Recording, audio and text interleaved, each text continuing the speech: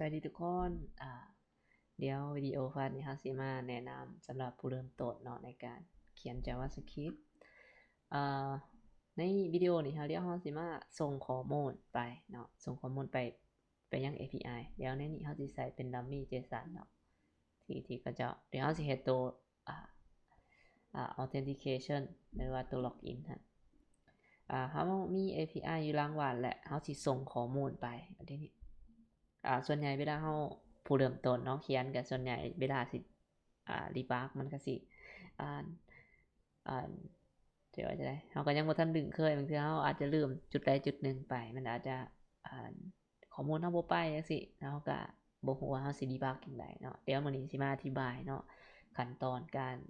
เวลาเราเขียน JavaScript ส่งข้อมูลไปเซิร์ฟเวอร์แล้วก็รับข้อมูลจากเซิร์ฟเวอร์นี่ว่าขั้นตอนการดีบักของมันเนาะหลักๆเราก็สิใส่ DevTool ของในเว็บเบราว์เซอร์เนี่ยว่าเราสิเบิ่งแท็บได้แน่หลักๆเนาะเดี๋ยวเราสิไปเบิ่งแท็บของNetwork แล้วก็พวก Console แล้วก็ Element ต่างๆโอเคเดี๋ยวเรามาเริ่มเนาะในนี้เรามีไฟล์ JavaScript ตัวหนึ่งขึ้นมาเนาะแล้วก็API ตัวนี้เขาบอกให้ส่งตามนี้โค้ดเดี๋ยวเราสิใส่ฟังก์ชัน fetch เดี๋ยวเราสิเขียนเป็นแบบasynchronous เนาะก็คือก่อนอื่นเราต้องมี UI ก่อนตัวอย่างเราสิใส่ว่า login login จังซี่โอเคเดี๋ยวเราสิมีฟอร์มตัวหนึ่งเนาะมีฟอร์ม username กับpassword นี่ถ่ายเป็น password โอเคเดี๋ยวเขียนให้มันเบิ่งง่ายแล้วเนาะ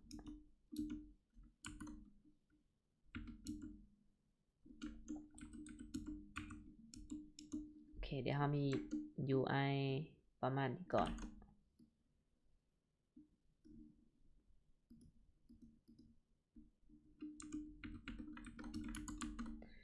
โอเคแล้วเราก็สิมีปุ่มบัตตอนตัวหนึ่งเนาะเป็นล็อกอินประมาณนี้เราสิให้ user นี่กรอก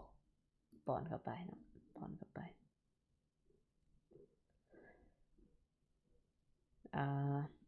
โอเคแล้วเราก็มาเขียนสคริปต์เนาะสคริปต์นี่เราสิเขียนเป็นแยกไฟล์ต่างหากก็ได้หรือเราสิเขียนในไฟล์เดียวกันก็ได้เนาะถ้าเราเขียนเป็นแบบธรรมดานี่โอเคเดี๋ยวเราจะเขียนใส่ในนี้เลยนะจังง่ายเนาะเราก็เขียนสคริปต์ตัวหนึ่งขึ้นมาเนาะเอาสคริปต์เนาะ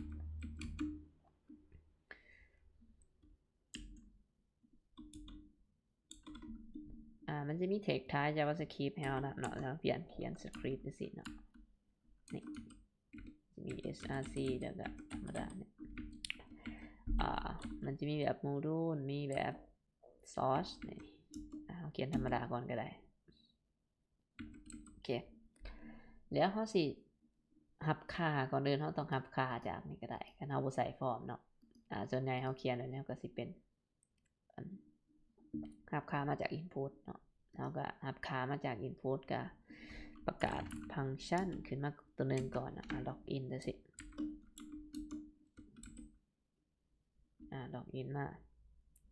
ถ้าเขาจะใส่เป็น asynchronous เนาะมันต้องมีเป็นตืม as by ถึงให้มันเนาะแล้วก็สิมี try catch try catch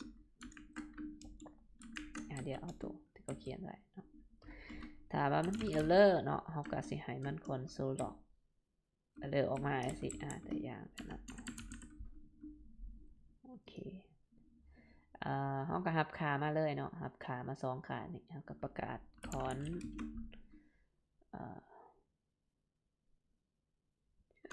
username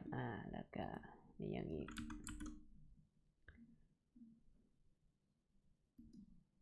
เดี๋ยว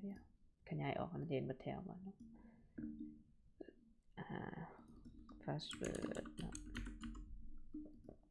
โอเคเท่าไหร่ตัวเปลี่ยนมันแหละ2ตัวสิ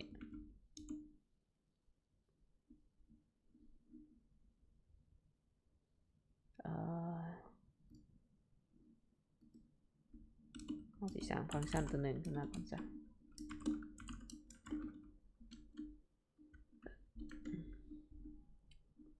ใส่เป็น ID แทนโอเคมันจังเบิ่งง่ายเนาะจังบ่ยาวโอเคเอาหับขามา2ตัวแหละเฮาก็สร้างฟังก์ชันตัวหนึ่งคือเอิ้นใส่ฟังก์ชันตัวอย่างตัว page นี่เพื่อที่ไปดึงส่งข้อมูลไปเนาะผ่าน page นี่เดี๋ยวเราสิล็อกอินนี่เขามี API มาให้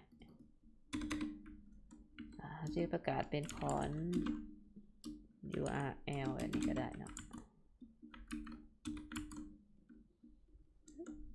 ก็เอา URL มาใส่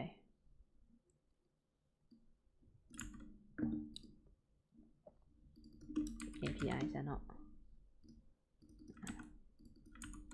API URL ก็เลยอันนี้โอเคประกาศขึ้นมาแหละโอเควิธีที่1ก็คือเฮาก็สิ console log ออกมาเบิ่งก่อนเนาะว่าเวลามันไหลข้อมูลมาหน้าตามันสิเป็นแบบใดเนาะ console log ออกมาเป็นแบบไหนก่อน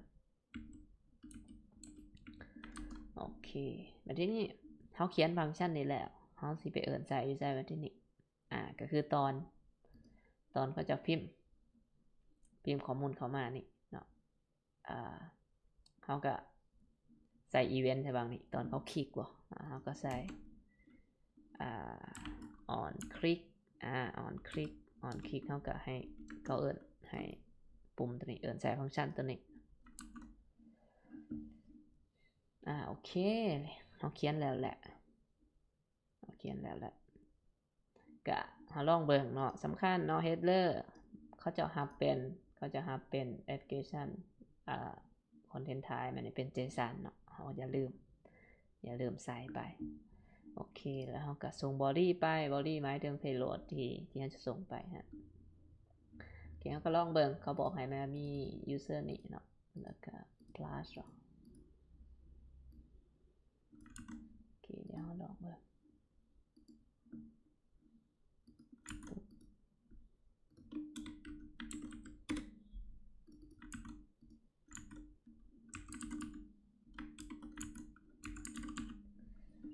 เขากดเบิ่งปึ๊บมันขึ้นว่าอย่างมันขึ้นว่า4ดอยโอเคคือเป็น for เนาะ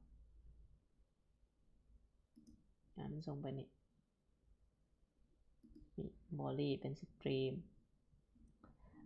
เขาสังเกตว่าเขาต้องลืมอย่างอีกตัวหนึ่งถ้าว่าเขาใช้เป็นเราก็เบิ่งนี่เปิดเนาะว่าเขาส่งยังไปลองคลิกกันจึ๊บล็อกอินมันบอกว่า204คือบ่มีอย่างfail เนาะตัวนี้ header เขาเป็นอย่างเขามาเบิ่งแท็บนี้เปิดเนาะจะเขาส่งไปแท็บนี้เปิดเขาส่งไปคือ header preview เขาเขาได้มาเป็นอย่างตัวที่เขาได้มากขนาดจะแม่นตัวนี้เนาะ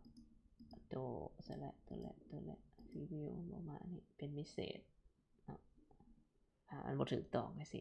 แสดงว่าเขาต้องมีอันใดอันหนึ่งบางทีมันผิดเนาะรหัสเขานี่เขาก็เบิ่งในแท็บ network นี่เนาะมันสิสามารถเบิ่งได้ว่าข้อมูลที่เราส่งไปนี่มีหยังแน่เขาก็เห็นว่าข้อมูลที่เราส่งไปมี2อย่างเนาะก็คือusername แล้วก็ password แล้วทีนี้เราสังเกตว่า username กับ password นี่มันเป็นตัวเดียวกันแสดงว่า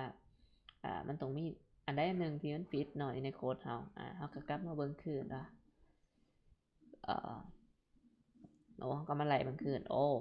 ข้อมูลที่เรารับมานี่ตัว password นี่มัน ID มันเป็น username นี่เราก็เปลี่ยนโอเคนี่เซฟมาที่นี่เราต้องเซฟอยู่พี่เนาะปึ๊บเดี๋ยวก่อนต้องเซฟแล้ววันที่นี้เราก็ลองส่งไปใหม่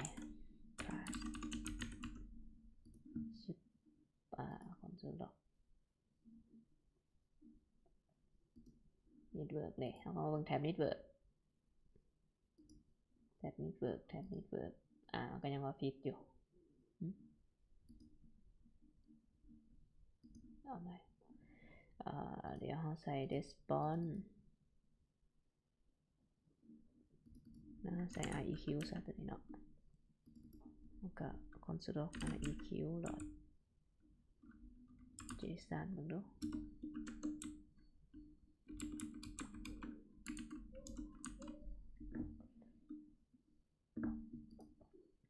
โอเคเอาใหม่ปึ๊บ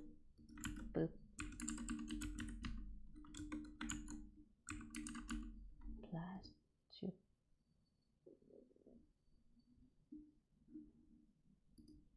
console log เฮาโอเคเราก็จะได้ข้อมูลมาแหละทางใส่ผิดเลยโอเคมันก็จะเป็นแบบ decrease มีเมสเสจออกมาโอเคอันนี้คือการส่งไปเซิร์ฟเวอร์เนาะส่งไปข้อมูลไป API แล้วก็เบิ่งตัวหักมาเนาะอันที่1เฮาก็เบิ่งอยู่ในelement นี่แต่ละคนก็คือสิโหแล้วเนาะส่วน console log ก็คือส่วนที่เฮา console ออกมานี่ใส่คำสั่ง console นี่เวลาเฮาขึ้น production เฮาอาจจะลืมออกเนาะอาจจะใส่เป็นโยน error เข้าไปเลยเนาะตรง new error แบบนี้เนาะเพื่อให้เฮาก็อาจจะสร้างตัวลักจับ error อีกต่างหากก็สิ login fail message error จังซี่ก็ได้เนาะสมมุติเฮาส่งไปใช่มั้ยได้ป่ะ